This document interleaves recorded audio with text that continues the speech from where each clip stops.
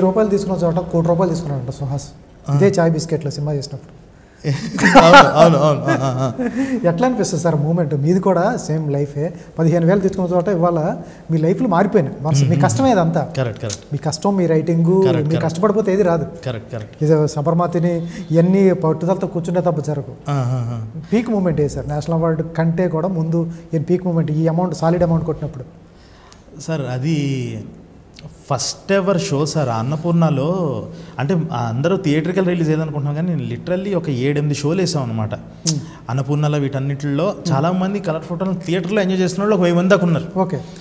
ఆ ఫస్ట్ అంటే ఏమీ తెలియకుండా ఏదో ఒక పాట బాగుంది, టీజర్ బాగుంది అని వచ్చిన వాళ్ళు వచ్చి వాళ్ళు ఏడ్చుకుంటూ వచ్చి నా చేయి పట్టుకొని ఒక్కొక్కళ్ళు ఏడ్చిన విధానం నేను మర్చిపోలేను సార్. నేను అంటే అప్పటి వరకు ఎవ్వరు అంత అంటే మనకు ఒక మిత్ ఉంది అప్పటి వరకు, ఏంటంటే హీరో చచ్చిపోతే సినిమాలు ఫ్లాప్ అయిపోతాయి, అది ఇదని అర్థం ఉంది కదా.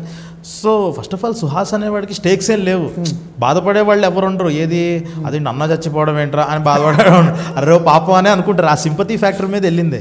సో నాకు ఆ రోజు అందరూ ఎమోషనల్ విధానం అంటే చాలామంది సినిమా బాగుందని చెప్పడానికి వాళ్ళు నాకు ఆ రిలీజ్ రోజు మెసేజ్లు కూడా పెట్టాల, డైరెక్ట్ వీడియో కాల్ చేస్తే వాళ్ళ కళ్ళు ఎర్రగా ఉండి ఇది నేను చూపించడానికే చేశాను, చూడు ఎలా నన్ను నేర్పించావా అని. అది చాలా సార్. నేను ఆ రోజు అదే పెట్టా స్టేటస్ కూడా, కన్నీళ్ళే కలెక్షన్లు అని. So that is biggest high sir నాకు అన్నిటికన్నా. సార్ నేషనల్ అవార్డు వచ్చిన తర్వాత ఆ మూమెంట్ అమ్మా నాన్నతో షేర్ చేసుకున్న సందర్భాలు ఉన్నాయా? అది చాలా బాగుంది సార్. వాళ్ళు ఎవరు పనులు వాళ్ళు ఉన్నారు.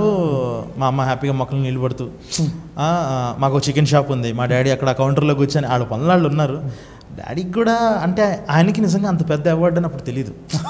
ఏదో వచ్చిందంటగా ఫోన్లే ఆ పక్కన వాళ్ళు ఎలివేషన్ సార్, అన్నా ఏంటన్నా ఫస్ట్ సినిమా కన్నా అని. సో అప్పుడు ఓహో వీళ్ళు ఎంత లేపుతున్నారంటే ఖచ్చితంగా ఇది పెద్ద అవార్డే అని అనుకోండి డాడీ. మమ్మీ ఆనందపడిపోయి. సో అదంతా it was like A dream sir. అది బాగుంది చాలా.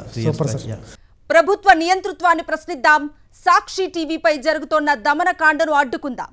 తెలుగువారి మనస్సాక్షి సాక్షి టీవీ. సాక్షి టీవీ ప్రసారాల కోసం వెంటనే మీ లోకల్ ఆపరేటర్ని సంప్రదించండి.